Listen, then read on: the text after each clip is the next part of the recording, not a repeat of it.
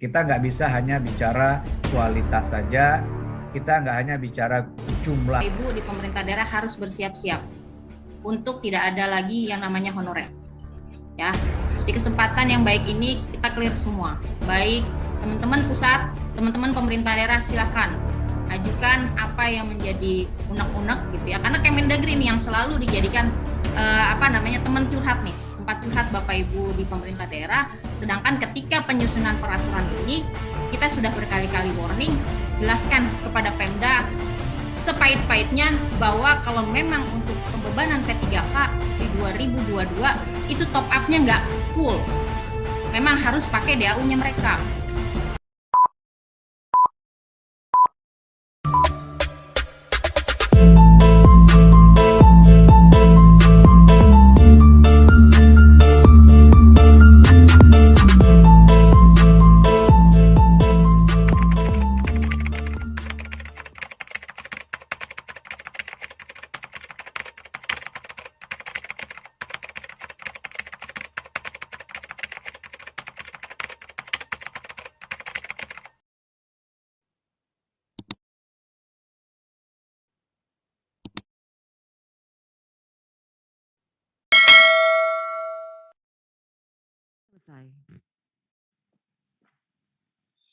Baik, sebelum kita memasuki acara inti, pertama-tama kami mohon perkenan Bapak Alex Denny selaku Deputi Bidang SDM Aparatur Kementerian Pan-RB untuk dapat memberikan sambutan dan pembukaan acara sosialisasi Peraturan Menteri Pan-RB nomor 20 tahun 2022 tentang pengadaan pegawai pemerintah dengan perjanjian kerja untuk jabatan fungsional guru pada instansi pemerintah daerah tahun 2022.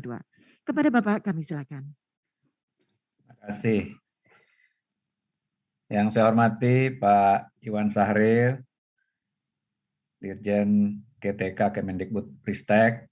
Yang saya hormati Pak Agus Fatoni, Dirjen Bina Keuangan Daerah Kemendagri. Yang saya hormati Pak Astera Primanto Bakti, Dirjen Perimbangan Keuangan Kementerian Keuangan. Dan yang saya hormati sahabat saya Pak Suharmen, Deputi Bidang Sinka dari BKN.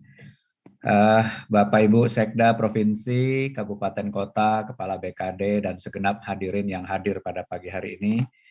Terima kasih atas kedatangannya. Assalamualaikum warahmatullahi wabarakatuh. Salam sehat selalu, salam sejahtera. Om Swastiastu, Namo Buddhaya, salam kebajikan. Kita tahu bahwa pemerintah serius sekali melakukan reformasi birokrasi, pengembangan SDM, dan karena itu salah satu pilar utama pengembangan SDM yakni tenaga pengajar, guru, tentu saja menjadi perhatian kita bersama.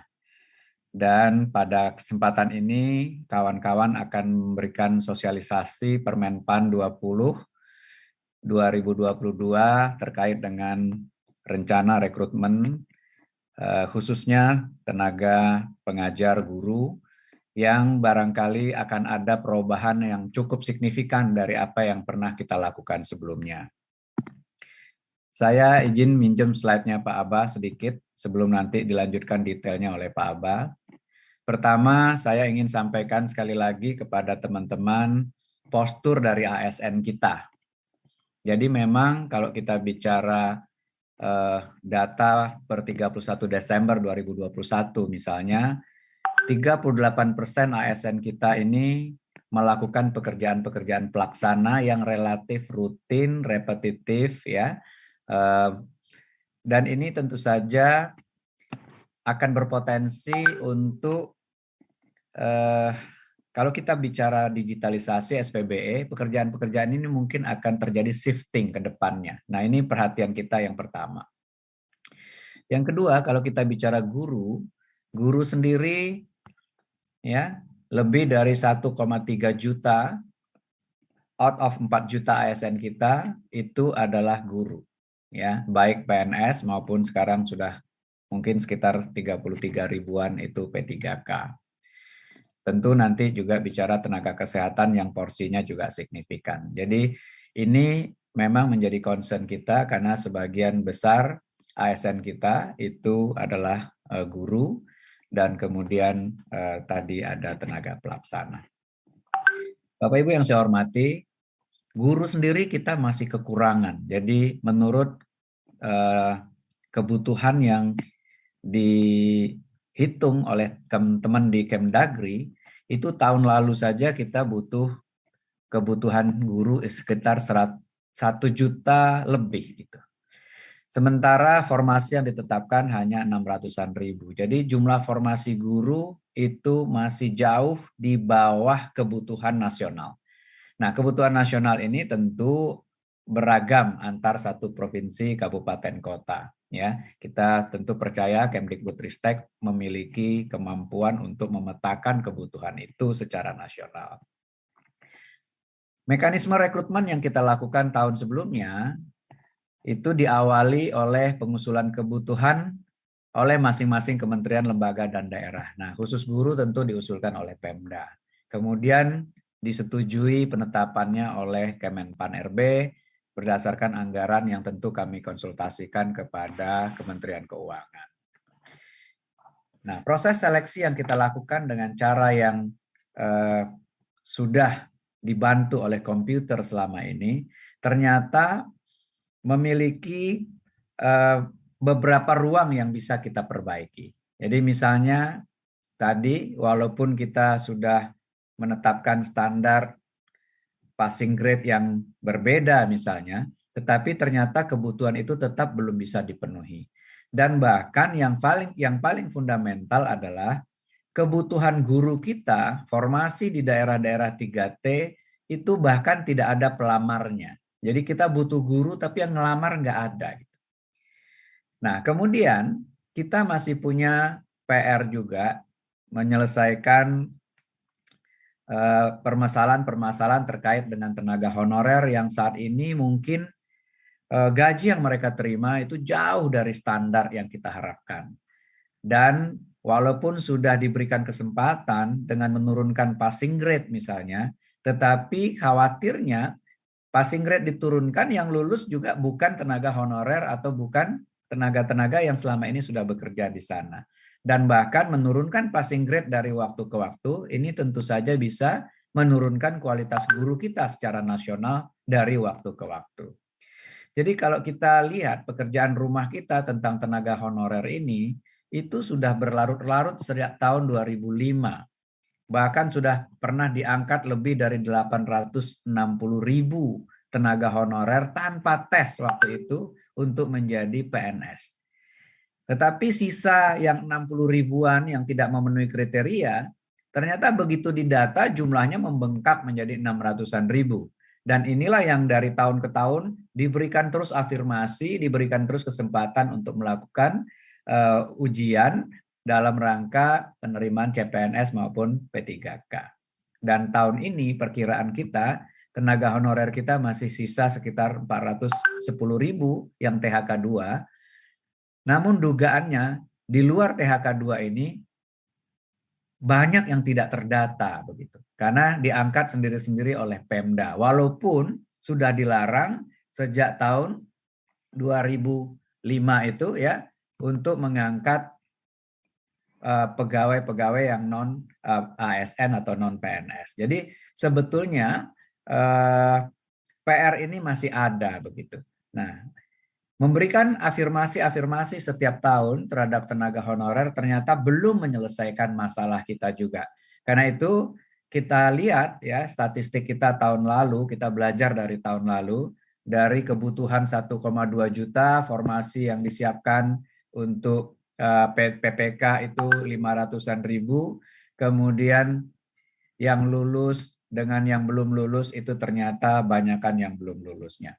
Nah, teman-teman sekalian, kalau kita summary-kan kompleksitas pengadaan ASN kita, ada banyak hal yang perlu kita pertimbangkan secara holistik. Kita nggak bisa hanya bicara kualitas saja, kita nggak hanya bicara jumlah saja, kita juga perlu mempertimbangkan sebaran guru yang dibutuhkan di daerah-daerah tertinggal. Dan kita perlu juga mengconsider segera menyelesaikan masalah honorer karena deadline dari PP 49 itu memberikan waktu sampai dengan November 2023 penyelesaian tenaga honorer. Jadi Permenpan 20/2022 ini terkait dengan rekrutmen PPPK JF Guru ini mempertimbangkan bagaimana kita bisa memenuhi jumlah guru dengan kualitas yang lebih baik, dengan sebaran yang lebih baik, dan dengan memberikan kesempatan yang lebih baik kepada tenaga honorer yang sudah bekerja lebih dari 3 tahun di sekolahnya. Ya, karena itu perlu ada breakthrough yang kita lakukan. Dan breakthrough yang kita lakukan ini antara lain kita tuangkan dalam kebijakan umum. Awalnya kebijakan umum pengadaan ASN 2022 yang sudah disampaikan melalui surat edaran Menpan RB. Pertama, kita nggak tahu sebetulnya jumlah pasti kebutuhan ASN ini ke depan seperti apa. Karena digitalisasi, SPBE, dan lain-lain, dan tenaga pelaksana kita yang jumlahnya porsinya 38% tadi. Karena itu 2022 ini kita fokus dulu merekrut PPPK sambil kita data ulang kebutuhan PNS kita akan seperti apa ke depannya. Dan PPPK pun fokus kita yang utama adalah pelayanan dasar yakni guru dan tenaga kesehatan. Jadi memang arah kebijakan umum pengadaan ASN kita 2022 ini kita persempit dulu, kita fokus PPPK karena PNS kita sedang kita kaji betul kebutuhan ke depannya seperti apa. Jangan sampai kita rekrut berlebihan pada saat digitalisasi SPBE diterapkan, kemudian kita kelebihan orang dan kemudian kita terpaksa harus melakukan PHK. Tentu itu tidak ingin kita harapkan begitu. Nah, kemudian kebijakan juga harus lebih berpihak kepada THK 2 yang memang sudah dimandatkan sejak lama untuk diselesaikan. Jadi ini fokus kita dan karena itu kita ingin kawan-kawan Pemda berani mengusulkan formasi khususnya guru dan tenaga kesehatan sesuai dengan kebutuhan yang direkomendasikan oleh Kemendikbudristek dan nanti oleh Kemenkes untuk tenaga kesehatannya, dan kami tentu juga ingin memastikan dukungan dari Kementerian Keuangan terkait dengan anggarannya. Jadi anggaran nanti kita yang akan usulkan, kita akan perjuangkan, tapi kawan-kawan fokus dulu ke pemenuhan kebutuhannya. Karena guru adalah pelayanan dasar dan kita masih butuh untuk meningkatkan SDM kita menuju Indonesia maju seperti yang dicita-citakan. Nah, karena itu mekanisme baru rekrutmen PPPK guru tahun ini, formasi tetap diusulkan oleh Pemda, tetapi berdasarkan rekomendasi dari Kemendikbudristek, karena helikopter view-nya ada di Kemdikbud, nanti Pak Iwan akan cerita kebutuhannya seperti apa. Kemudian berdasarkan itu kami akan berkonsultasi dengan Kementerian Keuangan untuk menetapkan kebutuhannya. Dan begitu kebutuhannya ditetapkan, kita akan melakukan seleksi tidak seperti kemarin, tetapi berdasarkan prioritas.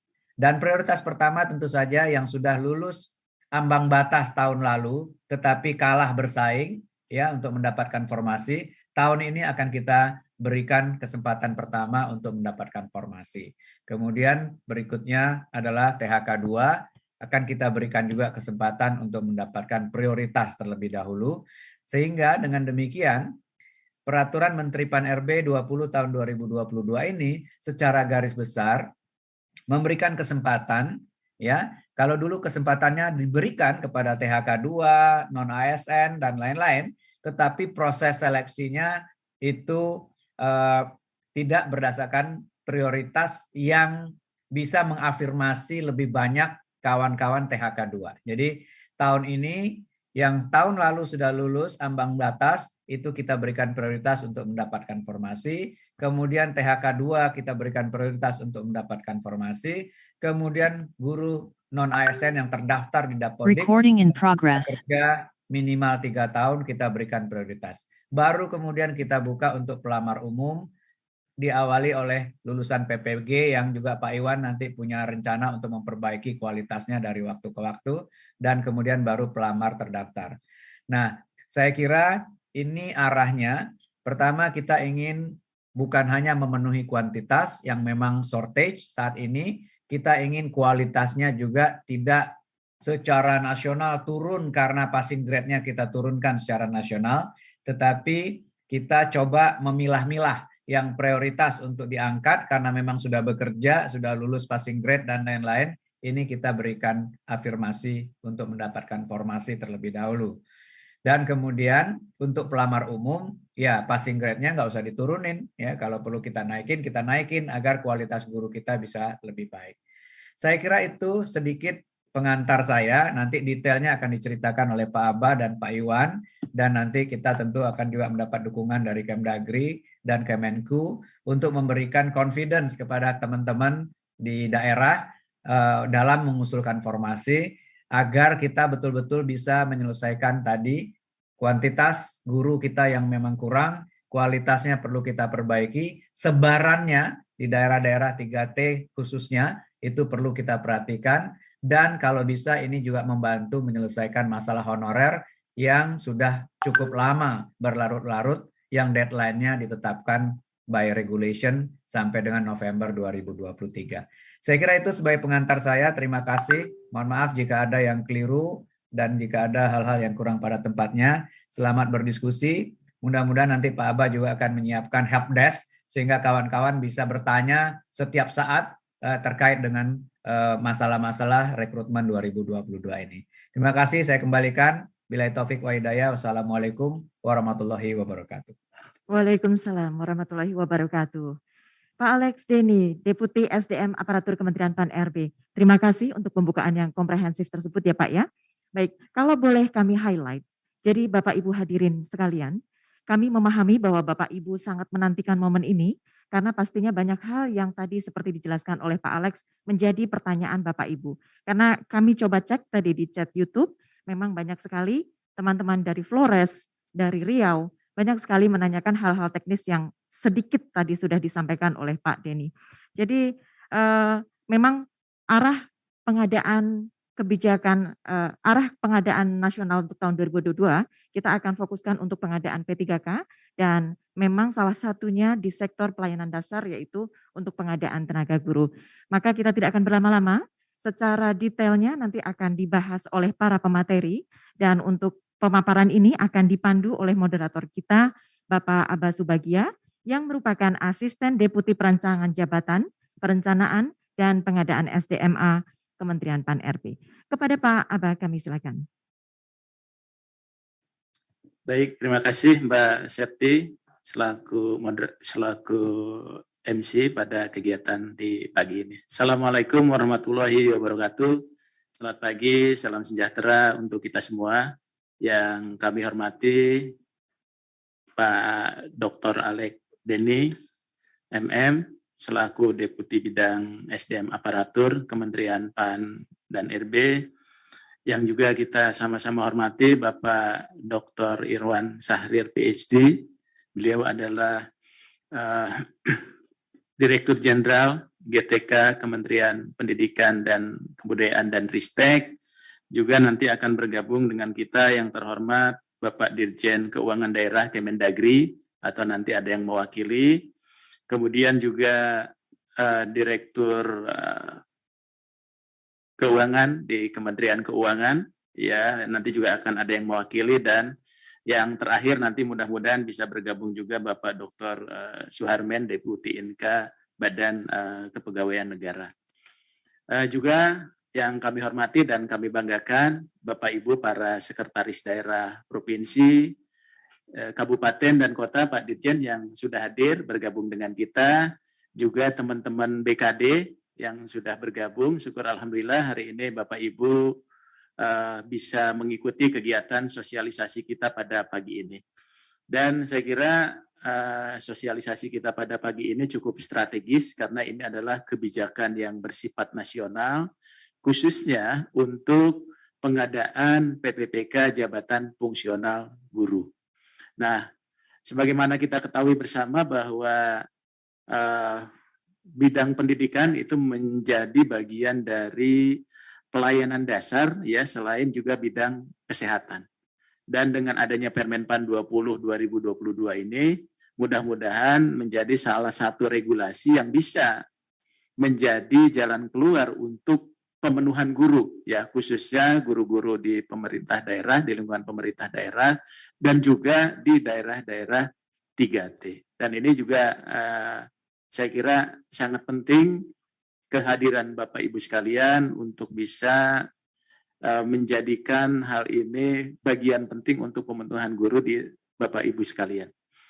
Bapak Ibu sekalian, ketika kita mengacu ke dalam Undang-Undang 5 2014, tadi Pak Deputi juga sudah menyampaikan bahwa proses pengangkatan untuk teman-teman tenaga honorer itu sudah lebih dari 1 juta yang diangkat. Dan dari sisa itu masih juga ada teman-teman yang memang belum bisa menjadi pegawai negeri sipil pada saat itu. Ya, seiring dengan waktu di tahun 2025 berdasarkan PP 48 gitu ya, tidak terjadi pengangkatan, tapi di dalam prakteknya masih terjadi pengangkatan tenaga-tenaga honorer sampai dengan terbitnya Undang-Undang 5 2014.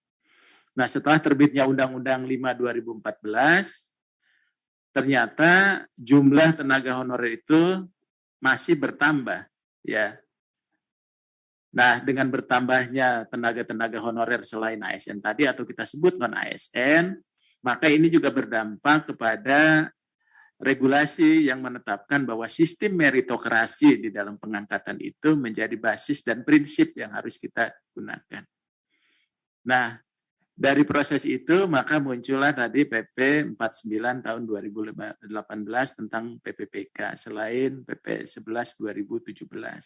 Diamanatkan di sana 5 tahun ya sampai dengan 22 November 2023, Pak. Kita bisa bayangkan Pak Dirjen dan Bapak Ibu sekalian, ketika 2023 itu tidak boleh ada status non ASN ya di kementerian, lembaga, dan pemerintah daerah. Sementara guru-guru kita banyak yang berstatus non-ASN gitu ya. Tentunya ini akan menjadi juga kendala dan barangkali penurunan kualitas dan pelayanan di bidang pendidikan. Nah, inilah juga menjadi salah satu kenapa kita memberikan afirmasi terhadap pengangkatan atau pengadaan guru di Indonesia secara nasional, ya, secara nasional. Nah, ini juga cukup penting. Nah, dengan berakhirnya tadi di posisi 22 November 2018, maka Pak Dirjen kami laporkan, Pak Menteri juga sudah mengirimkan surat kepada seluruh kementerian, lembaga, dan pemerintah daerah, ya, untuk bisa mengantisipasi selesainya tadi tenaga-tenaga non-ASN yang bekerja di lingkungan instansi pusat dan daerah. Jadi surat itu sudah kami sampaikan kepada Bapak Ibu sekalian, dan surat itu adalah sifatnya penegasan agar proses nanti pengangkatan non-ASN itu tidak terjadi lagi. Kemudian teman-teman di lingkungan pemerintah daerah sudah menyiapkan exit policy-nya, strategi apa yang harus disiapkan untuk menyelesaikan tenaga-tenaga non-ASN yang memang direkrut oleh masing-masing kementerian lembaga. Dan terakhir, Bapak Ibu sekalian, surat tersebut juga kami tembuskan kepada Ketua Badan Pemeriksa Keuangan, Pak, supaya nanti bisa melakukan pengawasan baik secara internal maupun eksternal terhadap pelaksanaan PP 49 tahun 2018, ya, termasuk dengan turunan-turunannya. Oleh sebab itu, barangkali Bapak Ibu sekalian, khusus untuk guru ini adalah kesempatan karena Kemendikbudristek juga memberikan kesempatan, ya, termasuk juga Kemenpan dari aspek kebijakannya, supaya guru-guru yang berstatus non-ASN tadi, ya, itu bisa menjadi pegawai pemerintah dengan perjanjian kerja. Sehingga banyak hal yang memang terjadi perubahan, bukan hanya tadi dari aspek pemenuhan secara kualitas dan kuantitas, tapi juga dari aspek kesejahteraannya ada perbaikan. Nah, ini juga saya kira cukup penting karena ketika mereka berkarir di pemerintah, baik di pusat dan daerah, harus bisa menjamin sistem karir dan kesejahteraannya. Jadi jangan sampai nanti ada lagi bahwa guru-guru yang masih dibayar di bawah UMR dan sebagainya. Hal yang paling penting juga adalah Bapak Ibu sekalian, penyiapan formasinya. Ya, penyiapan formasinya. Nah, kami mengharapkan dalam pertemuan ini nanti Pak Dirjen juga akan menyampaikan secara detail bagaimana kesiapan dari kementerian, dari pemerintah daerah, ya, baik provinsi maupun kabupaten kota untuk usulan formasinya. Nanti kita akan buka setelah sosialisasi ini, sehingga diharapkan para PPK daerah bisa mengusulkan formasi secara optimal sesuai data yang sudah diusulkan oleh Kementerian Pendidikan, Kebudayaan, dan Ristek. Jadi Kemendikbud itu menurut saya ini membantu Bapak Ibu sekalian, para PPK di daerah gitu ya, untuk bisa memenuhi guru melalui jalur Permenpan 20/2022. Nah, nanti secara detail Pak Dirjen akan menyampaikan poin-poin dan kebijakan ya, bagaimana nanti pemenuhan guru di seluruh Indonesia, di provinsi, kabupaten, kota itu sesuai dengan kebijakan yang akan kita lakukan di tahun 2022 ini. Dan Bapak Ibu sekalian, dari Kemendikbudristek juga sudah menyiapkan helpdesk untuk konsultasi dan sebagainya. Apabila Bapak Ibu memerlukan, nanti kami akan tayangkan kepada Bapak Ibu sekalian. Nah, oleh sebab itu, hari ini sudah hadir juga dari Kementerian Dalam Negeri dan dari Kementerian Keuangan, karena juga ini cukup penting ya. Nanti dari Kementerian Keuangan akan hadir Direktur Jenderal Perimbangan Keuangan ya, atau nanti yang mewakili apabila beliau berhalangan juga untuk menyampaikan dari aspek keuangan. Kemudian juga dari Kementerian Dalam Negeri ya, dari Direktorat Jenderal Keuangan Daerah, atau nanti yang mewakili untuk menyampaikan mekanisme penganggarannya ya, termasuk gaji dan tunjangan PPPK guru hasil seleksi tahun 2022. Untuk kesempatan pertama yang terhormat, kami persilahkan kepada Pak Dr. Irwan Syahrial PhD, Direktur Jenderal Guru dan Tenaga Kependidikan Kemendikbudristek, untuk menyampaikan arahan sekaligus paparan ya, sebagai informasi yang cukup penting bagi Bapak Ibu sekalian. Kepada Pak Dirjen, kami persilahkan, Pak. Baik, bismillahirrahmanirrahim. Assalamualaikum warahmatullahi wabarakatuh. Selamat pagi, salam sejahtera buat kita semua. Shalom, Om Swastiastu, Namo Buddhaya, salam kebajikan.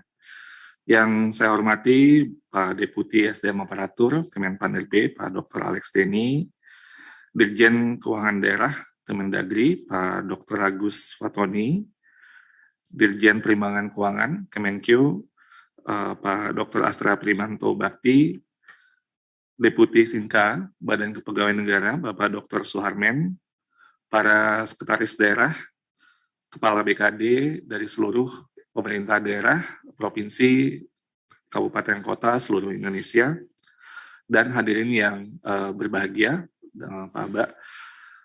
Dan pertama-tama tentunya kita mengucapkan puji syukur kepada Tuhan Yang Maha Esa. Pada saat ini kita bisa berkumpul dalam keadaan sehat walafiat, dan semoga kita semua tetap semangat dan sehat dalam menjalankan semua amanah yang kita emban. Ibu Bapak yang saya hormati, pada hari ini merupakan hari yang mungkin sudah ditunggu-tunggu, seperti tadi yang sudah disampaikan oleh Pak Deputi, Pak Aba, dan semua dari kita di sini sudah ingin melakukan langkah sesuai dengan aturan atau regulasi baru untuk penyelesaian guru honorer menjadi ASN P3K dengan adanya Permenpan RB 20/2022. Maka dalam hal tersebut, saya sebagai Direktur Jenderal Guru dan Tenaga Pendidikan dari Kemendikbudristek akan memberikan sedikit paparan untuk menjelaskan utamanya nanti latar belakang dan kemudian juga mekanisme yang akan kita lakukan sesuai dengan Permenpan yang baru tersebut. Silakan, ya. Baik, lanjut saja. Ibu Bapak yang saya hormati, ini adalah sedikit rangkuman dari kondisi hasil seleksi guru ASN P3K di tahun 2021 yang lalu, di mana kita sudah dari sebenarnya lebih dari 1 juta formasi yang disediakan, seperti tadi disampaikan oleh Pak Alex, yang diajukan oleh pemerintah daerah sebesar 506.252, dan yang telah lulus dan mendapatkan formasi itu ada hampir 300.000, yaitu sebesar 293.860 guru. Dan juga ada guru yang di kotak kuning yang di tengahnya 193.954 yang lulus tapi belum mendapatkan formasi. Dan ada 437.000 guru lain yang ini ribu yang belum lulus, sebagian juga ada yang belum pernah mengikuti ujian baik tahap 1 maupun tahap 2. Lalu kemudian di sebelah kiri bawah itu bisa kita lihat, walaupun sebenarnya ada guru yang lulus tapi tidak mendapatkan passing grade, lulus passing grade tapi tidak mendapatkan formasi, tapi masih ada formasi tersisa yaitu 212.392. Jadi ini yang tadi Pak Deputi, Pak Alex sampaikan bahwa kita juga perlu memperhatikan secara keseluruhan bagaimana penyelesaian guru ASN P3K ini bisa selesai, karena sebenarnya secara nasional kita memiliki daya kapasitas yang bisa untuk menampung semua dari guru yang jika mereka lulus seleksi untuk mendapatkan formasi. Nah, ini yang menjadi puzzle atau tantangan kita bersama. Mudah-mudahan di tahun ini kita bisa menyelesaikan dengan lebih baik lagi, terutama tadi yang sudah disampaikan oleh Pak Aba, dengan berbagai pertimbangan terutama untuk penyelesaian tenaga honorer yang sudah ditetapkan 2023 bulan November sudah harus selesai. Lanjut. Nah, Ibu Bapak yang saya hormati, kami sering di Kemendikbudristek itu menerima pertanyaan-pertanyaan terkait dengan bagaimana formasi yang sudah diajukan 2021, apakah itu hangus gitu ya, apakah itu hilang. Jawabannya di sini kami sekali lagi menegaskan tidak. Artinya formasi yang masih tersisa sebesar 212.000 sekian tadi yang sudah saya sampaikan di slide sebelumnya, itu tetap akan menjadi formasi yang diperebutkan di tahun 2022 ini. Nah, sehingga jumlah formasi 2022 adalah penjumlahan dari sisa formasi tahun 2021 dan formasi yang diusulkan pemerintah daerah di tahun 2022. Saat ini total formasi yang sudah diajukan oleh pemerintah daerah, termasuk di sini guru agama, itu sebesar 343.631. Dan di sini saya juga ingin menyampaikan bahwa total kebutuhan formasi kita untuk tahun 2022 ini menggabungkan dengan 2021 itu sebesar 970.410 formasi termasuk dengan guru agama. Artinya formasi yang baru diajukan sejauh ini hanya sekitar 35%, Ibu Bapak, dari total kebutuhan formasi. Dan nanti mungkin dari Kementerian Keuangan juga bisa menjelaskan bahwa formasi tersebut sudah ada anggarannya ditransfer untuk penggajian asumsi mereka sudah lulus di tahun ini, mulai dari bulan Oktober dan seterusnya. Sehingga sebenarnya kunci dari penyelesaian ASN P3K guru ini yang utama tentunya adalah adanya formasi yang diajukan oleh pemerintah daerah. Jadi ini menjadi sekali lagi menjadi kunci untuk penyelesaian guru ASN P3K. Dan kita bisa melihat bahwa masih ada 65% lagi formasi yang perlu untuk diajukan supaya kita bisa memenuhi kebutuhan guru di seluruh Indonesia, dan juga sehingga anak-anak murid kita juga bisa mendapatkan layanan yang bagian dari layanan dasar secara baik. Jadi ini sebenarnya bukan saja pemenuhan secara kepegawaian, tapi juga layanan yang kita berikan terutama untuk mendukung pendidikan yang bisa dijangkau oleh semua lapisan masyarakat dan anak-anak kita, sehingga ke depannya SDM kita bisa berkembang dengan lebih baik. Lanjut. Nah, di slide ini intinya kami ingin menyampaikan bahwa jika kalau tadi potret secara nasional, ada 343.000 formasi yang baru diajukan atau baru 35%. Tapi itu sebenarnya secara agregat nasional. Jika kita breakdown kepada masing-masing pemerintah daerah, sebenarnya ada sekitar 303 atau 60% pemerintah daerah yang tidak memiliki formasi yang cukup untuk menampung guru yang lulus passing grade, meskipun sudah menambahkan formasi 2021 ditambah dengan 2022. Jadi artinya ini perlu menjadi perhatian sehingga guru yang lulus passing grade itu bisa mendapatkan formasi langsung di daerah Bapak Ibu semua. Ini mungkin saya gampangnya membaginya dengan 2 kategori saja. Kalau di slide ini ada yang sangat aman, aman, tidak aman, dan sangat tidak aman. Kalau kita yang hijau dan kuning ini kita gabungkan menjadi aman, tidak aman, dan sangat tidak aman, ini tidak aman, gitu ya. Penjelasannya yang aman berarti formasi gabungan 2021 dan 2022 itu lebih besar daripada guru yang lulus passing grade di daerah tersebut. Ini kalau dijumlahkan 19% tambah 21% itu 40%. Jadi 40% Pemda itu dalam kategori aman, dalam konteks bisa menampung guru lulusan passing grade dengan formasi yang sudah ada saat ini. Namun ada 60% yang kami analisis Pemda yang dalam kondisi yang tidak aman. Artinya guru yang lulus passing grade itu jumlahnya lebih besar daripada formasi yang disediakan. Dengan kata lain, formasinya lebih kecil, walaupun sudah digabung 2021 ditambah usulan formasi 2022. Sehingga nanti ketika ada guru lulus passing grade yang tidak bisa diserap oleh Pemda tersebut. Nah ini yang sekali lagi kami ingin mendorong semua ibu bapak semua dari berbagai instansi, dari berbagai pemerintah daerah untuk mendorong pengajuan formasi, nanti mungkin Pak Aba akan menjelaskan mekanismenya di tahun 2022 ini.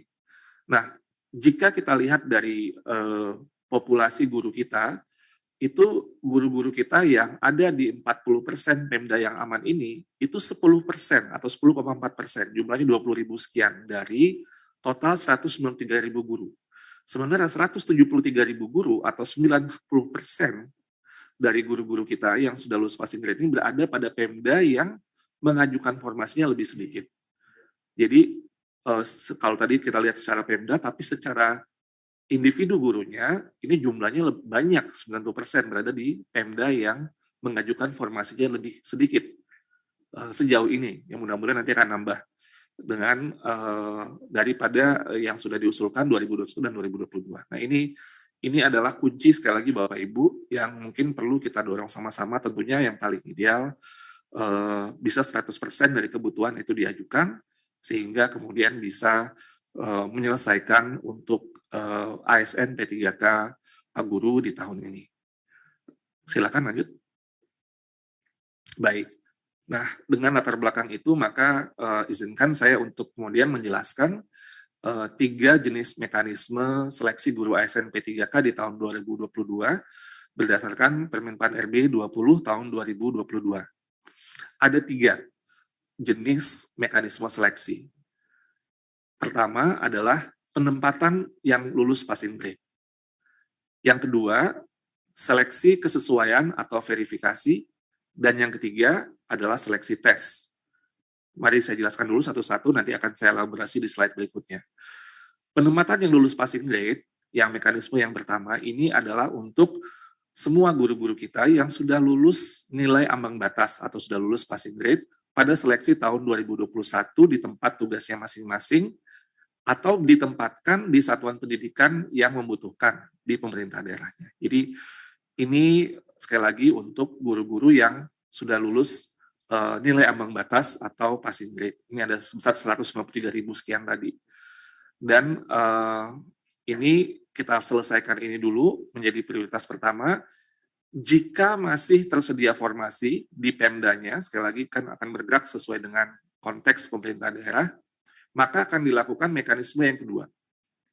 Mekanisme yang kedua, ini adalah seleksi kesesuaian atau verifikasi yang dilakukan dengan mempertimbangkan berbagai hal, termasuk dalam hal ini untuk dimensi kompetensi profesional, pedagogik, sosial, dan kepribadian, dan yang akan menjadi fokus pada seleksi mekanisme kedua ini adalah PHK2, jadi ini yang tadi sudah disampaikan juga oleh Pak Deputi, Pak Alex, dan juga guru honorer yang terdaftar di Dapodik selama 3 tahun minimal, jadi artinya masa kerja sudah minimal 3 tahun.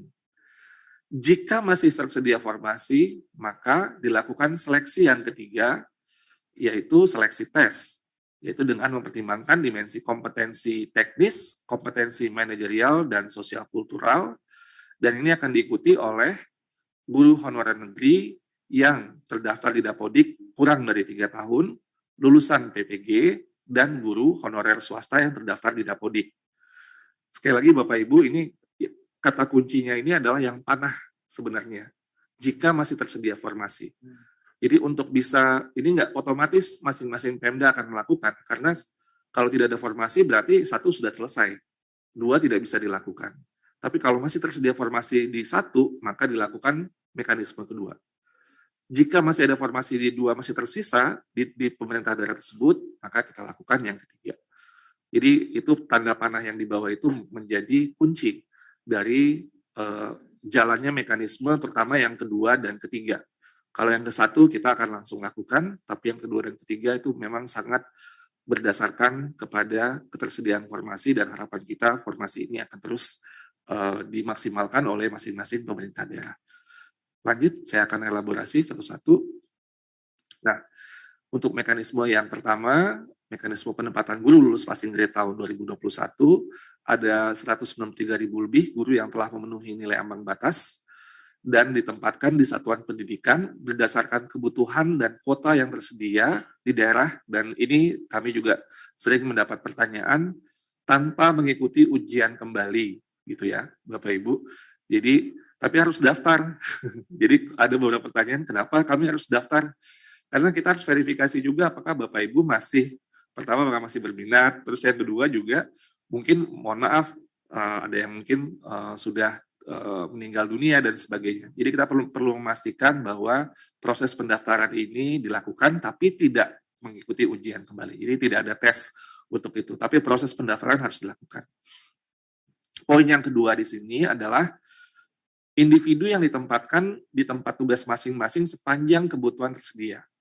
Apabila tidak terdapat kebutuhan di tempat tugasnya, maka akan ditempatkan pada satuan pendidikan yang membutuhkan. Apa artinya nih Bapak Ibu? Kita semaksimal mungkin berdasarkan tentunya formasi yang tersedia dan kebutuhan dari masing-masing satuan pendidikan atau sekolah di mana Bapak Ibu berada, kita ingin Bapak Ibu tidak keluar dari tempat tugasnya. Namun, jika tidak terdapat kebutuhan di tempat tugasnya, maka satuan pendidik kita akan tempatkan di satuan pendidikan yang membutuhkan di pemerintah daerahnya.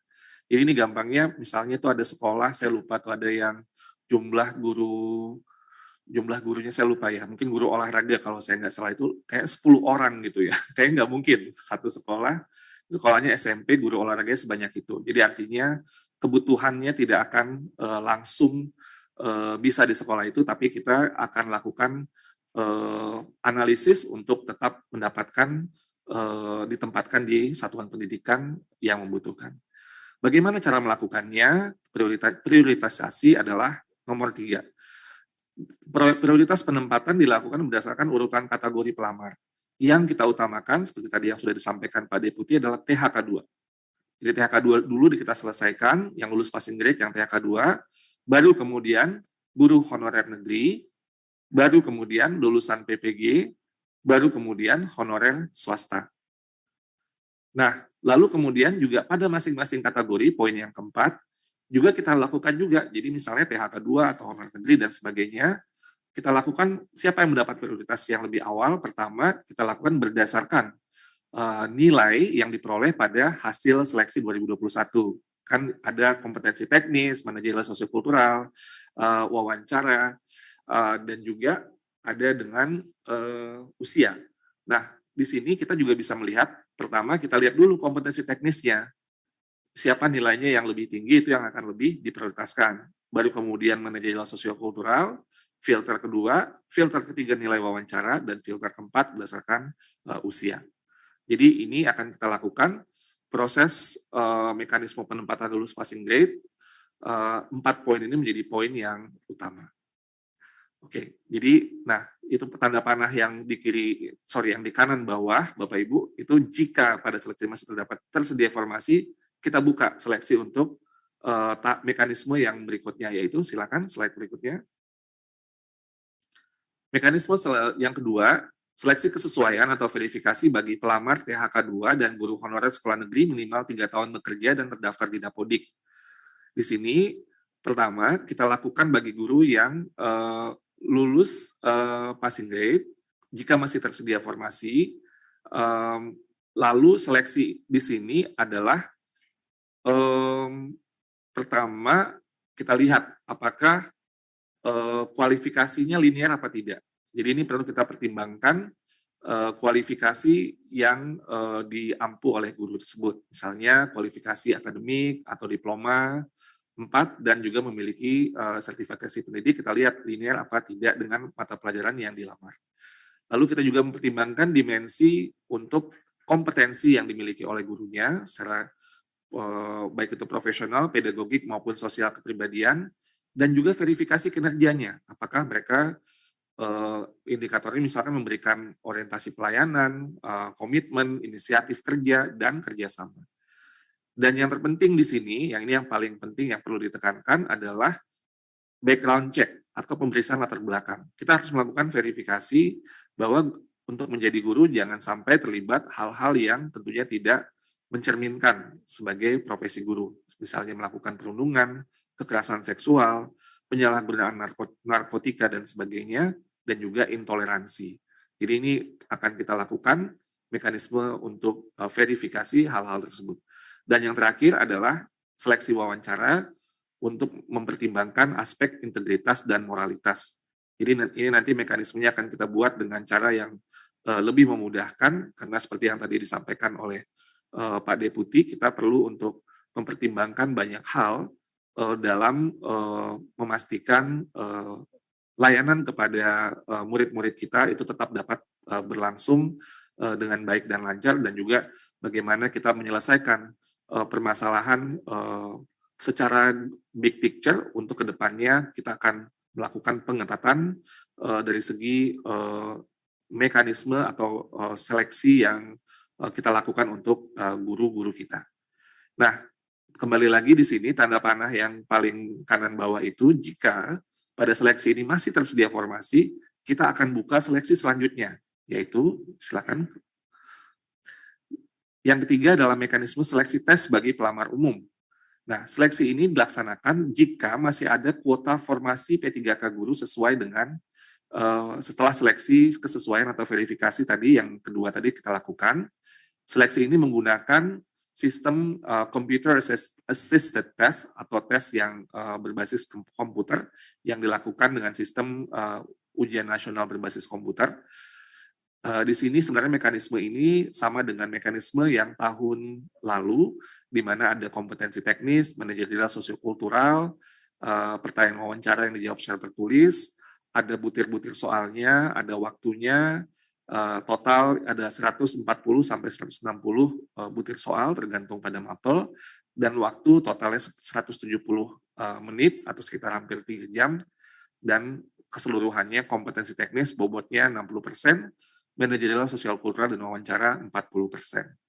Ini ditujukan pertama sekali lagi jika masih tersedia formasi dan pelamar tesnya adalah mereka yang sudah menjadi guru honorer di sekolah negeri kurang dari 3 tahun dan terdaftar di Dapodik, lulusan program pendidikan profesi guru, dan juga guru honorer di sekolah swasta yang terdaftar di Dapodik.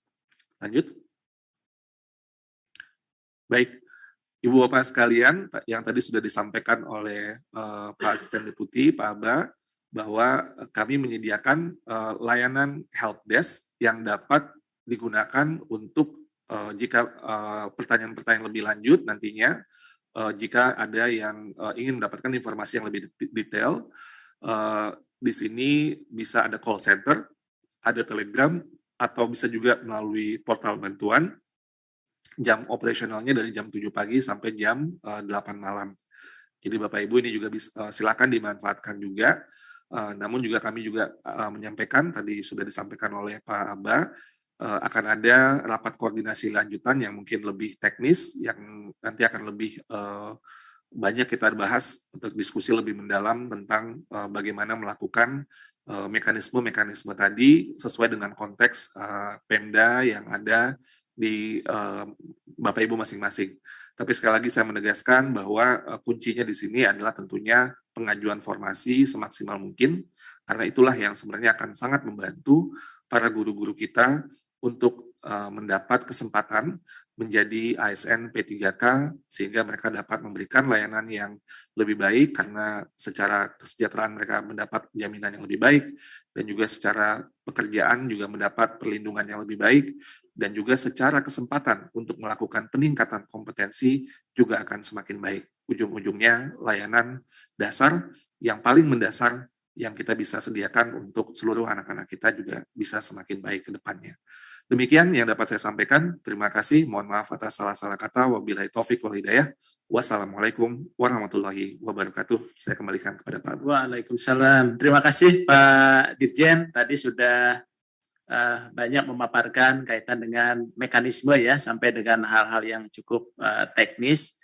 Jadi barangkali Bapak Ibu sekalian, tadi ada hal yang paling penting di sini adalah bagaimana pemerintah daerah, Pak Dirjen ya, menyiapkan atau mengusulkan formasi ke Kementerian PAN dan RB.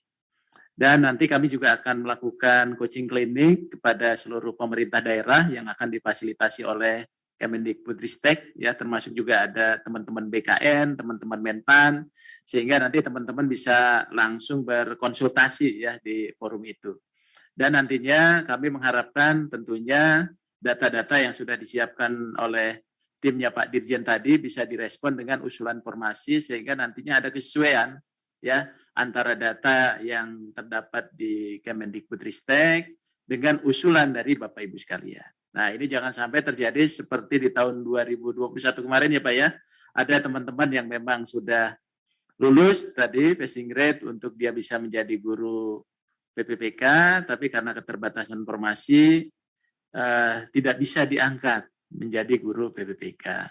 Dan sekarang ini dengan kebijakan di Permen 2022 ini kita betul-betul mempersiapkan nih dengan kebijakan Menpan RB ini untuk memberikan ruang Bapak Ibu untuk bisa berkarir menjadi jabatan fungsional guru dengan status pegawai pemerintah dengan perjanjian kerja. Dan saya kira Pak Dirjen dan Bapak Ibu sekalian, sekarang ini sepertinya juga orang sudah tidak ada perbedaan antara PNS dengan PPPK, karena mereka juga memiliki kesempatan yang sama ya untuk pengembangan kompetensinya, Pak. Kemudian juga bahkan pengembangan karir sesungguhnya, karena tetap dia akan juga mendapatkan perpindahan jabatan atau ke jenjang yang lebih tinggi ya ketika formasinya memang memungkinkan. Nah, hal yang lain yang paling penting juga adalah dari aspek keuangan ya, dari aspek keuangan, dari kebijakan keuangannya. Nah, oleh sebab itu di sini juga sudah hadir Bapak Ibu sekalian dari Direktorat Jenderal Perimbangan Keuangan Daerah. Mohon izin Pak Aditya Nur Yuslam sudah bergabung di Zoom. Ya, Pak. Sudah, Pak. Sudah ya. Terima kasih Pak Adit sudah bergabung bersama kita. Dan nanti Pak Aditya nanti akan menjelaskan beberapa hal kebijakan keuangan khususnya dalam rangka mendukung kebijakan untuk penganggaran ya guru-guru, khususnya guru-guru di pemerintah daerah. Dan bagi Bapak Ibu, teman-teman yang bergabung, yang belum bisa bergabung di Zoom meeting, kami juga menyiapkan streaming YouTube ya. Jadi silakan bergabung, dan ini memang Pak Dirjen cukup lumayan banyak yang sudah hadir bergabung. Nanti barangkali setelah ini teman-teman dari Kemendikbud juga cukup terbuka ya apabila Bapak Ibu memerlukan informasi-informasi yang lebih teknis. Nah, oleh sebab itu, karena Pak Adit sudah gabung dari Kementerian Keuangan, Pak Aditya, kami persilakan untuk menyampaikan informasi-informasi ya, kebijakan-kebijakan kaitan dengan pengangkatan gaji dan tunjangan untuk PPPK guru, khususnya yang untuk seleksi tahun 2022. Kepada Pak Adit, kami persilakan Pak Adit ya. Makasih. Terima kasih Pak Asdep, izin Kepala Badan. Assalamualaikum warahmatullahi wabarakatuh. Selamat pagi dan salam sejahtera untuk kita semua. Izin pada kesempatan kali ini kami akan menyampaikan terkait mengenai penganggaran pendidikan. Dan sekaligus kami menyampaikan permohonan maaf karena Pak Direktur hari ini dalam posisi sedang rapim dengan pimpinan Pak, jadi menugaskan kami untuk mengawal kegiatan ini. Lanjut Pak Dian. Ya, Bapak Ibu hormati, terkait dengan anggaran pendidikan ini, memang dari tahun ke tahun mengalami fluktuasi ya Bapak Ibu ya, memang tergantung daripada kondisi keuangan negara. Apalagi saat ini kita paham bahwasannya dampak daripada pandemi memang belum sepenuhnya berakhir. Artinya dari mulai tahun 2020, 2021 hingga 2022 ini bayang-bayang atas pandemi COVID itu masih terasa. Ya bismillah, semoga aja di tahun ini kita juga bisa melaksanakan recovery. Karena memang kondisi keuangan negara itu memang sangat erat kaitannya dengan fundamental ya, fundamental di mana penerimaan negara akan membaik apabila perekonomian sudah mulai bergerak, perekonomian bergerak akan membuat semuanya menjadi tercover sebagaimana kita harapkan. Nah di sini nih kami menyampaikan bahwasanya mengingat postur APBN disusun berdasarkan asumsi makro yang mempengaruhi pendapatan negara, belanja tertentu, pembayaran bunga, target defisit dan kapasitas pembiayaan defisit, maka diperlukan ada cadangan pada DAU. Ini mungkin yang lebih close connected dengan teman-teman kami di DCA, bagaimana mengatur ritme ataupun irama daripada APBN yang ada di pusat, sekaligus juga menjadi salah satu urat nadi pembiayaan, pendanaan bagi pemerintah daerah. Ini memang kita masih dalam rangka masih berevolusi untuk bisa mencapai otonomi daerah eksplorasinya, di mana memang daerah sudah semakin mandiri, baik secara pendanaan maupun dari sisi kebijakan. Lanjut Pak Dian. Nah, lebih menukil lagi Bapak Ibu, di dalam anggaran pendidikan melalui TKDD di tahun 2022 ini memang kita sudah memperkirakan ya beberapa besaran target yang dalam rangka untuk mencapai 20% dari APBN untuk ataupun APBD dalam belanja ataupun anggaran pendidikan. Di DTU sendiri, DTU itu adalah DAU dan DPH yang non-earmark, itu besarannya diproyeksikan sebesar 155 triliun dengan gambaran utamanya adalah di gaji pendidik. Ini memang sangat close connected ya Bapak Ibu dengan saat ini yang kita bahas, di mana memang gaji pendidik ini memang menjadi salah satu poin besar ataupun persentase terbesar daripada dana transaksi umum yang digunakan untuk anggaran pendidikan. Di sisi lain juga ada mengenai otsus yang diperkirakan sekitar 1,4 T. DAK bidang pendidikan, ini pasti sudah jelas nih, 18,3, dan DAK non-fisik.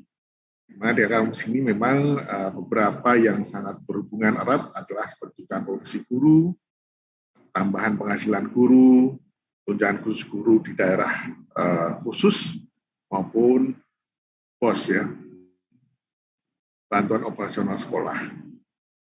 Lanjut Pak Dian. Lanjut. Nah, berkaca daripada perencanaan kebutuhan ASN yang sebagai induk daripada seluruh baik itu PNS maupun P3K, kita menggunakan Undang-Undang Nomor 5 tahun 2014, PP Nomor 11 tahun 2017, kemudian Peraturan Pemerintah Nomor 49 tahun 2018. Kebijakan pengangkatan guru, tenaga pendidikan, honorer menjadi ASN, ini kita menukik lagi daripada Undang-Undang Nomor 5 tahun 2014. Di sini ada pasal 6, pasal 17, pasal 79 ayat 5, pasal 80 ayat 5, dan pasal 101 ayat 3 dan 4. Ini kita membreakdown ya Bapak Ibu ya. ASN itu apa saja, PNS dan P3K, gaji untuk PNS pemerintah daerah dibebankan oleh APBD, dan instansi termasuk instansi daerah yang dibebankan kepada APBD. Lanjut. Nah, bagaimana TKD, khususnya DAU, itu bisa mensupport daripada bantuan ya kepada pemerintah daerah dalam rangka untuk mendukung pelaksanaan pemerintahan daerah, khususnya di bidang poin 2 yaitu perhitungan komponen berdasarkan kebutuhan belanja ASN daerah, termasuk gaji ke-13, THR, dan formasi ASN daerah. Bapak Ibu yang hormati, seperti halnya dalam APBN, DAU pun juga fluktuatif. Fluktuatif sekali karena memang di DAU ini kita di dalam Undang-Undang Nomor 33 tahun 2004 kita masih menggunakan pagu DAU itu berdasarkan minimal 26% dari PDN itu. PDN itu adalah pendapatan dalam negeri neto yang basisnya itu adalah dari pajak serta PNBP. Nah, memang di tahun 2020, 2021, dan 2022 ini memang saya sampaikan di awal tadi, pengaruh daripada COVID-19 ini yang cukup menekan penerimaan negara ini juga berpengaruh terhadap besaran daripada DAU secara keseluruhan. Sehingga terlihat di sini memang peningkatan dari DAU itu sangat kecil sekali, bahkan di beberapa di tahun 2020 itu terjadi kontraksi penurunan dari tahun 2019. 2021 juga sempat naik, namun kemudian harus dikoreksi karena untuk untuk penanganan pandemi COVID, begitu juga di 2022. Nah, 2022 ini memang ada recovery, tapi masih sangat sedikit sekali. Sehingga kesan daripada DAU yang diterima daerah saat ini tidak lebih sama dengan tahun lalu. Lanjut. Nah, Bapak Ibu, bagaimana di DAU itu perhitungan untuk belanja pegawainya diperhitungkan ya. Jadi memang di dalam perhitungan DAU tahun 2022 dan insya Allah nanti 2023 pun juga masih seperti itu, meskipun undang-undangnya berubah sedikit. Ini penghitungan atas belanja pegawai itu kami masukkan dalam pot alokasi dasar. Di mana dalam alokasi dasar ini kita memperhitungkan ya Bapak Ibu, memperhitungkan belanja gaji belanja gaji ASN daerah, baik itu dari P3K maupun PNS daerah, ditambah dengan formasi P3K tahun 2022. Nah, sedikit tambah lagi juga di tahun 2022 ini kita juga memperhitungkan kembali sisa ataupun yang kemarin formasi 2021 yang sudah diperhitungkan tapi belum digunakan. Maka ketika 2022 ini maka bisa digunakan untuk pembayaran gaji P3K khusus. Nah, ini Bapak Ibu, apa saja di dalam alokasi dasar? Nah, untuk PNS ataupun ASN daerah, kita menghitung gaji ASN ataupun gaji PNSD beserta tunjangan yang melekat. Kami tidak memperhitungkan tunjangan daerah karena memang variasinya cukup besar dan itu juga tergantung dari itu menjadi tanggung jawab dari masing-masing daerah. Kemudian kita juga memperhitungkan formasi P3K, baik itu formasi P3K 2021 yang diangkat di 2022, ataupun formasi P3K 2022 yang kita perkirakan akan diangkat di triwulan ke-3 ataupun ke-4.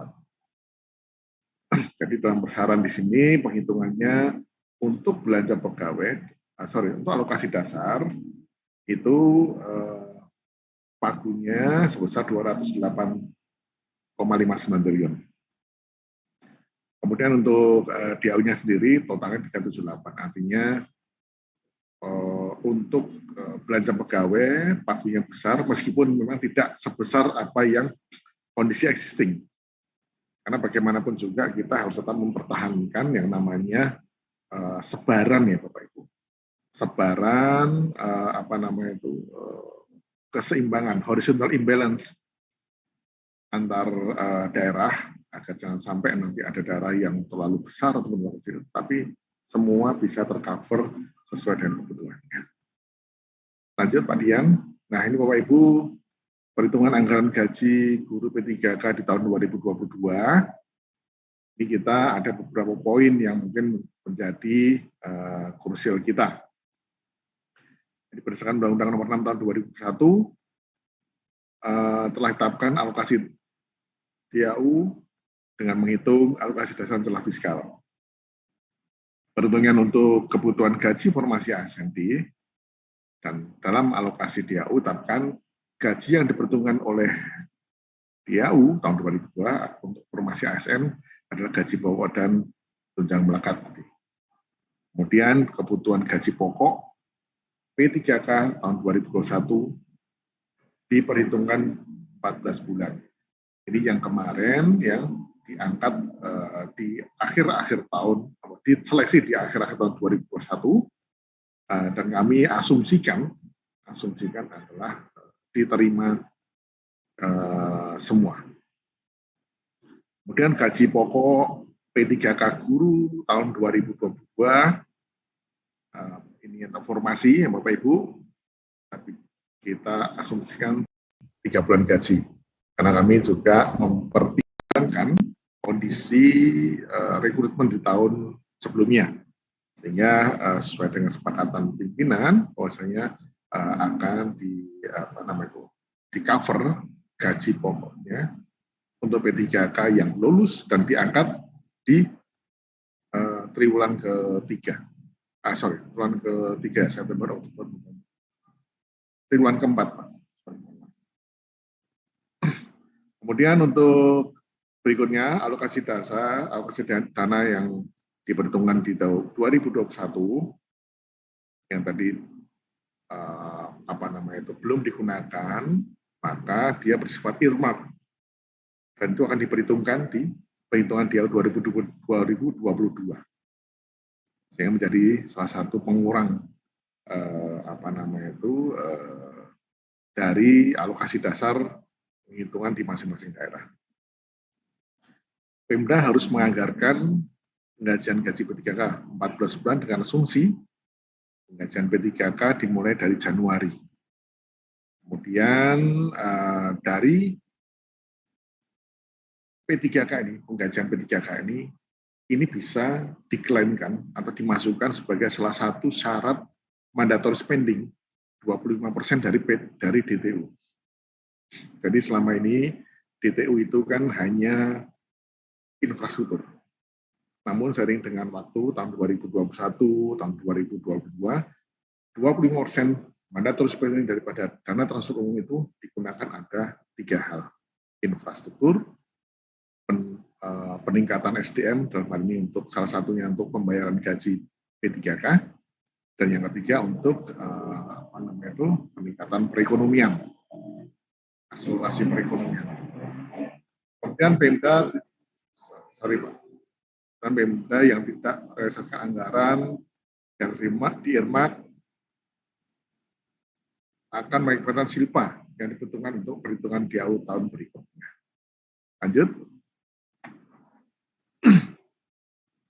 Nah, untuk perhitungan DAU tahun P3K 2022 ini sama ya Pak Yana. Perhitungannya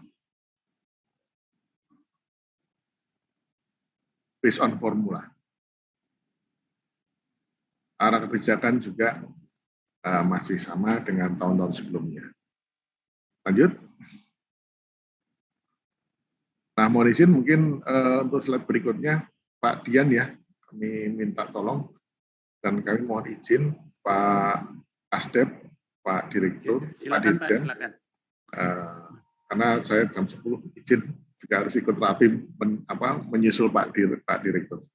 Mohon izin Pak Dian, silakan Pak Dian. Terima kasih Pak Adit. Silakan Pak Dian.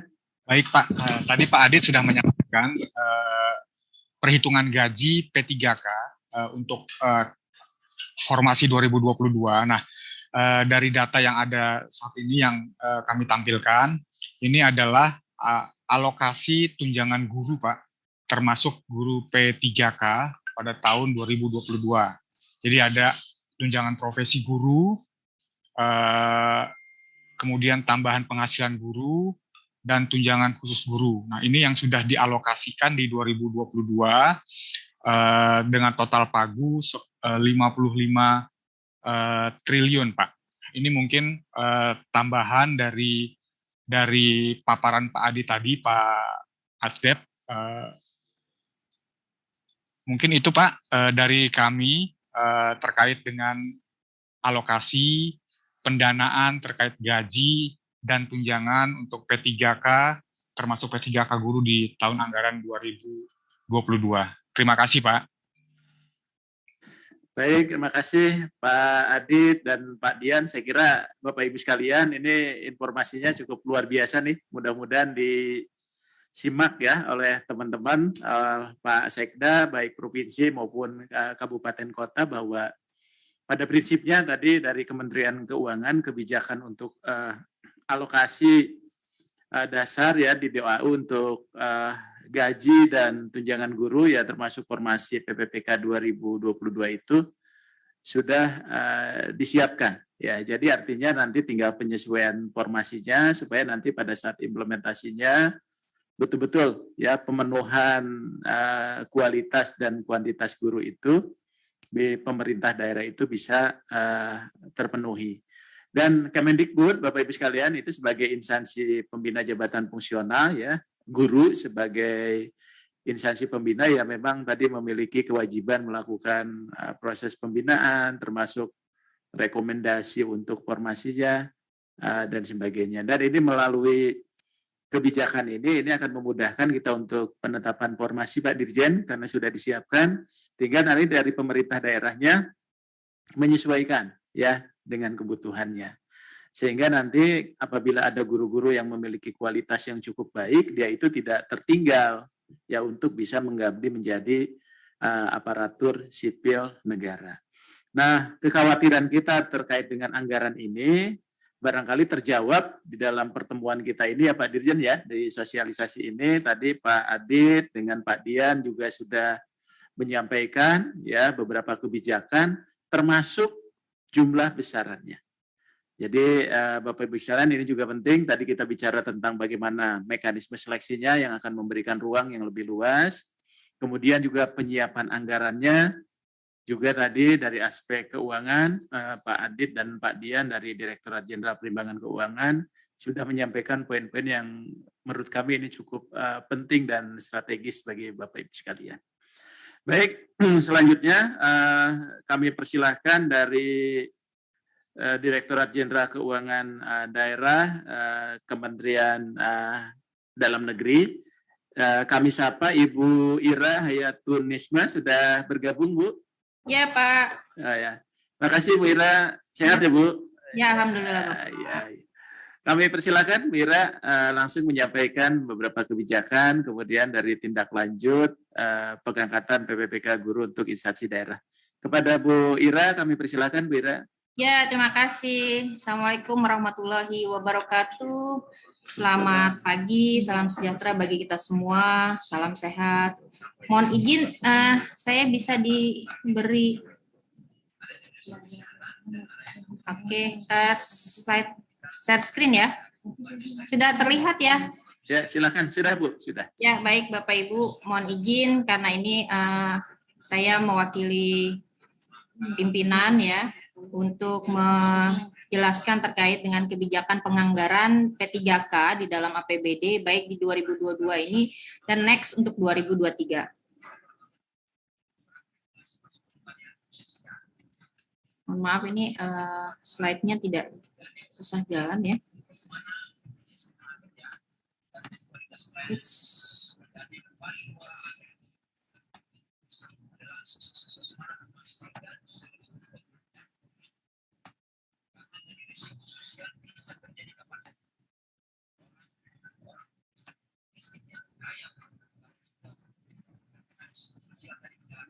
Ini untuk landasan kebijakannya Bapak Ibu untuk di pemerintah daerah ya, terkait dengan penggajian baik ASN terutama P3K ya, dan untuk regulasi secara teknis kita ada Permendagri 6 tahun 2021 terkait dengan pemberian gaji dan tunjangan P3K di instansi pemerintah daerah. Dan juga kita sudah menginventarisasi terkait dengan kodifikasi dan klasifikasi untuk penggajian P3K.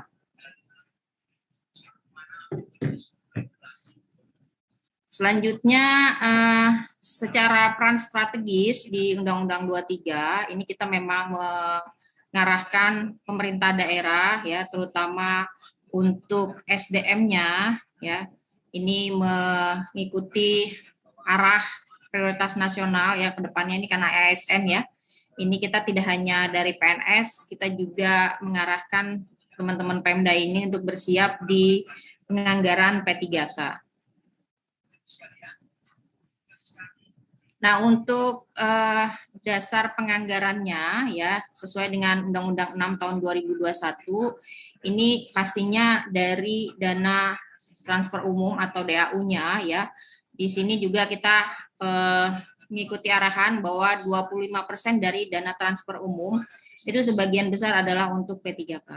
Nah, ini yang mungkin agak kurang terinformasi teman-teman pemerintah daerah sehingga saat ini mungkin banyak sekali gejolak ya Bapak Ibu sekalian karena mereka menganggap wah nanti DAU-nya bakal di top up gitu ya karena kita nambah P3K gitu ya.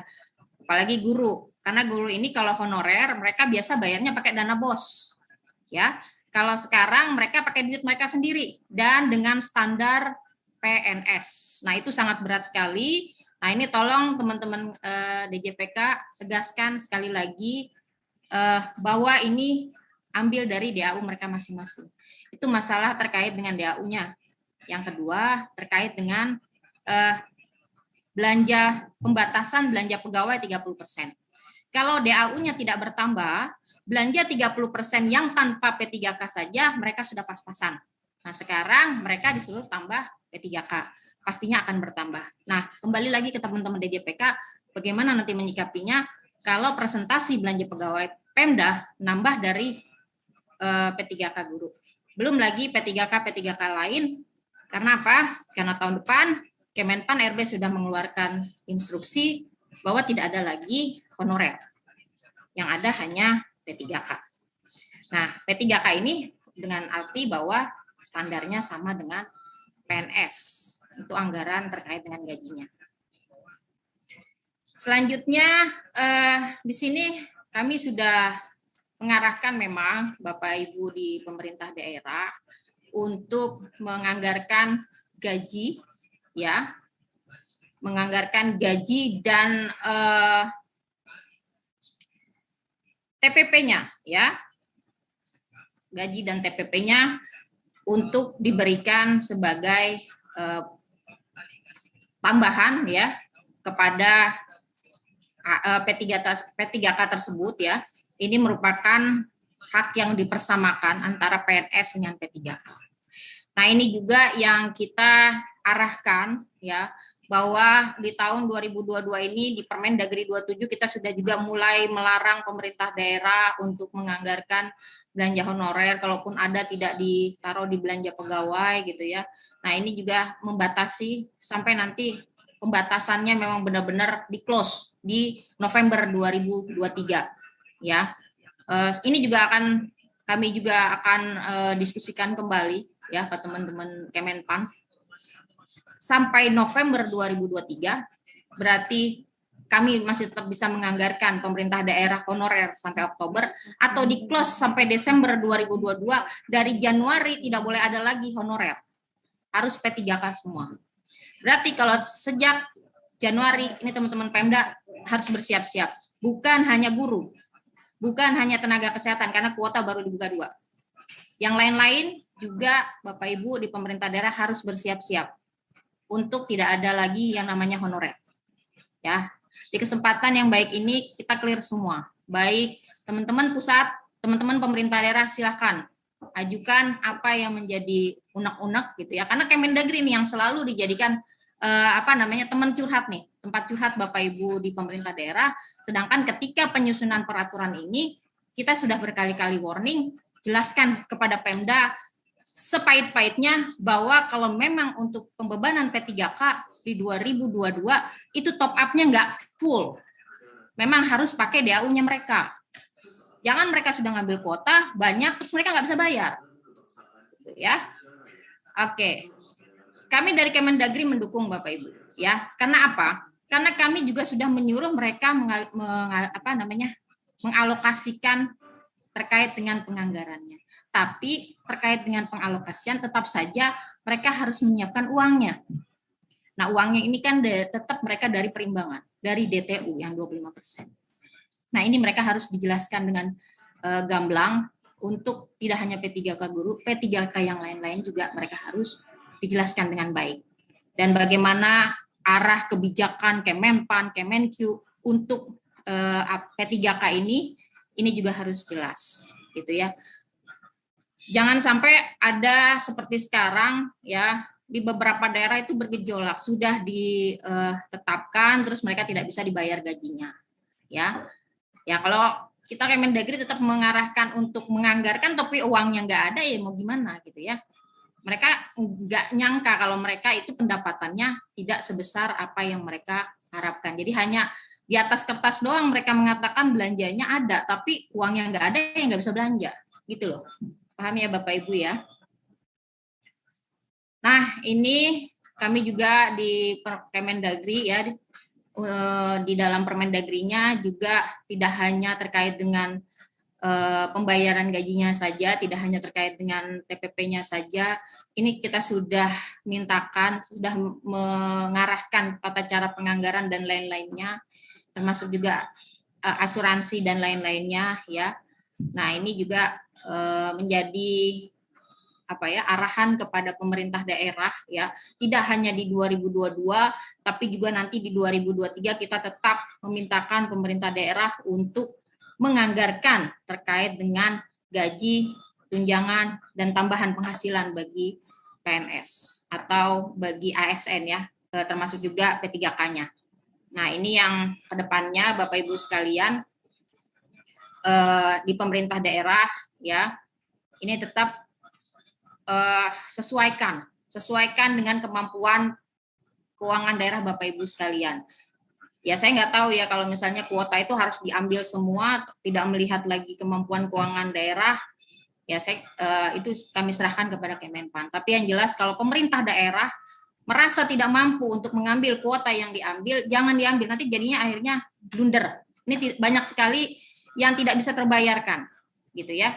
Nah ini silakan nanti kita diskusi sama-sama.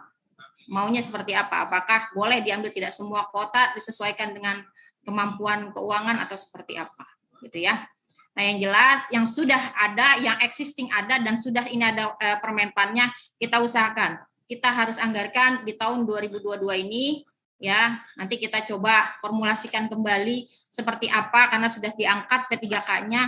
Ini kita harus laksanakan Bapak Ibu sekalian, tapi untuk ke depan kami inginkan ya untuk teman-teman di pemerintah pusat juga ini lebih jelas lagi, saling terbuka. Teman-teman di kementerian terkait ya, teman-teman yang mengurusi keuangan, Kemenpan juga harus jelas supaya apa? Tidak terjadi lagi permasalahan terkait dengan P3K ya. Karena kalau honorer itu kalau nggak dibayar pakai bos, kalau nggak pasti biayanya atau belanjanya itu tidak lebih daripada gaji dari PNS gitu ya. Nah ini kan mereka harus nambahnya besar sekali gitu ya.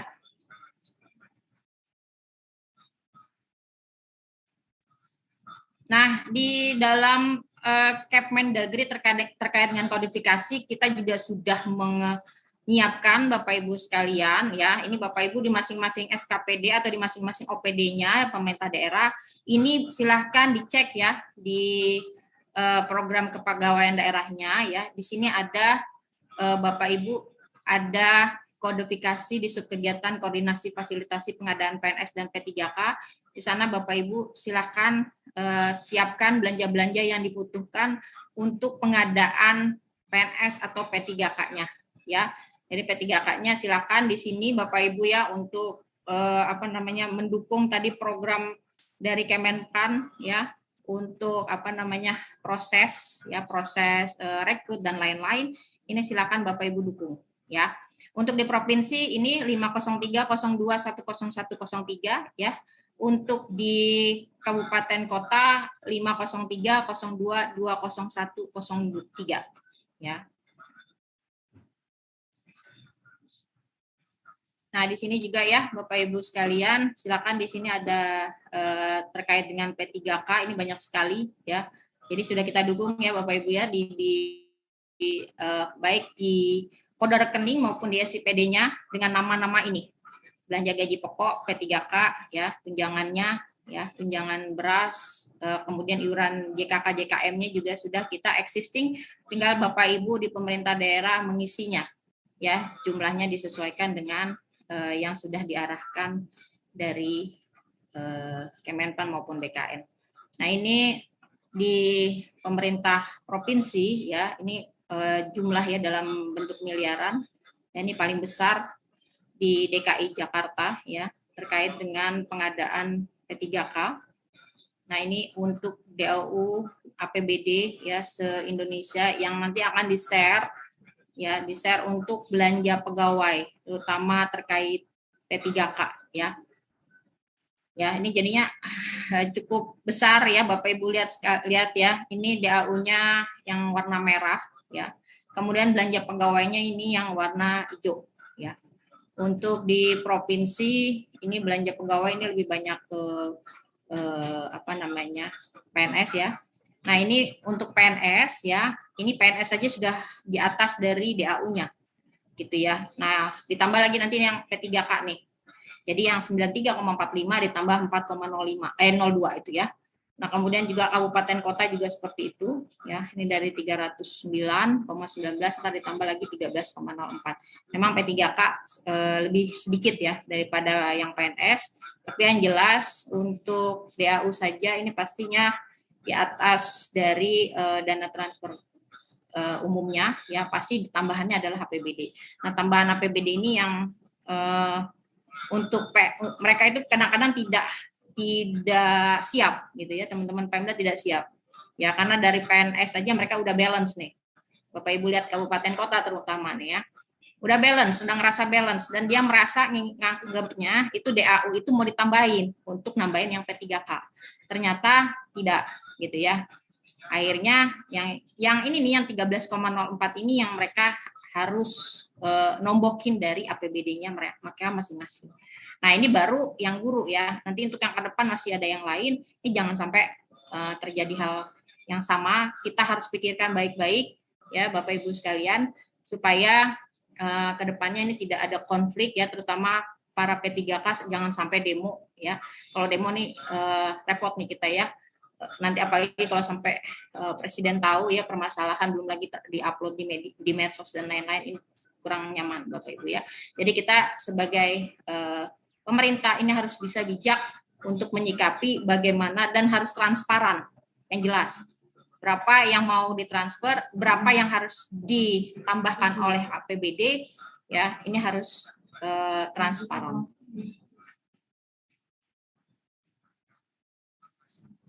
Ini Bapak Ibu sekalian data APBD ya Bapak Ibu. Dan ini belanja pegawai di provinsi dan kabupaten kota. Ini kita ambil dari data dari SIPD. Nah, ini untuk datanya ya Bapak Ibu ya. Di sini Bapak Ibu lihat ini sebanding, hampir sebanding ya. DAU-nya 745, belanja pegawainya 707 ya. Nah, ini sekitar 90%-an. Itu pasti buat belanja pegawai. Ya. Dan ini mereka harus nambah lagi untuk P3K, pastinya nambah gitu ya. Nah, ini yang akhirnya kemarin cuma terhitung sebagai belanja pegawai yang ASN, ini tambah lagi. Berarti pasti yang tadinya masih atau pas-pasan 30%, ini pasti akan naik lagi presentasi belanja pegawainya lebih dari 30%. Ini saya tidak mungkin nanti bisa di-share ya data-data ini Bapak Ibu sekalian, karena ini hampir seluruh Indonesia ya. Kalau saya bacakan satu-satu banyak sekali ya. Sampai dengan Papua ini ada datanya. Demikian yang bisa saya sampaikan, saya kembalikan kepada moderator. Terima kasih.